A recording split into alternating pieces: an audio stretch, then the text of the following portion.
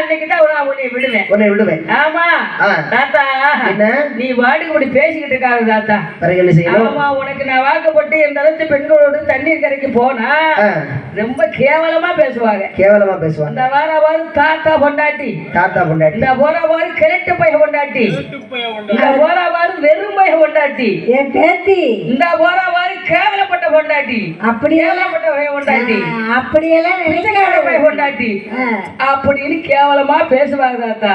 அப்படியெல்லாம் நினைக்காத பேத்தி. என்ன நீ தண்ணி எடுக்க போனா என்ன சொல்லுவாங்க? அந்த பெரிய மனுஷன் பொண்டாட்டி அப்படின்னு மரியாதையா சொல்லுவாங்க. நினைச்சுக்கிட்டே அதான் ஒரு பெரிய மனுஷன் பொண்டாட்டி, பெரிய மனுஷன் பொண்டாட்டி இப்படியே இன்னும் கொஞ்சம் காலத்தை ஓட்டிடுவோமே. ஆமா, எனக்கு வாக்கப்பட்டா பெரிய மனுஷன் பொண்டாட்டின்னு சொல்லுவாங்க. ஆமா, இந்த மாதிரி சின்ன பையனுக்கு வாக்கப்பட்டோம்னா சின்ன பையன் பொண்டாட்டின்னு சொல்லுவாங்க. பழம் இனிக்குமா காய் இனிக்குமா?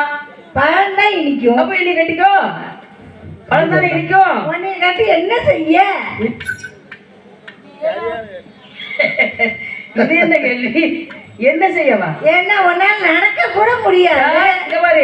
தாத்தாவுக்கு உன்னைய கல்யாணம் முடிச்சிட்டு என் வீட்டுக்கு வந்தீங்கன்னா தாத்தாவுக்கு நீ என்னன்னா செய்ய தெரியுமா? பாய விரிக்க வைக்க, அது மட்டும்